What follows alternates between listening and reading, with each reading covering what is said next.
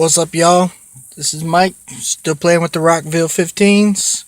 Fixing to hook the components up sometime this week. Redid my headliner, the paint. I'm trying to fix the interior up, but decided that I'd do what someone told me to do and adjust the amp to where I didn't have to use the bass knob. Let's see if it sounds any better.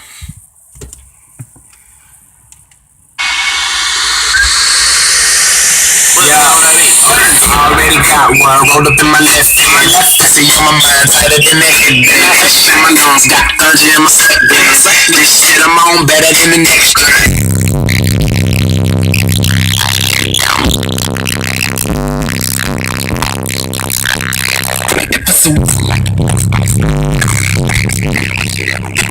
She ever throw it? Hey, that's an interception. You think I give a fuck? Oh what a night, the roof is on fire. So what? I'm high. I said, oh what a night, oh what a night. Yeah, she a bad bitch. All jokes aside. What's up?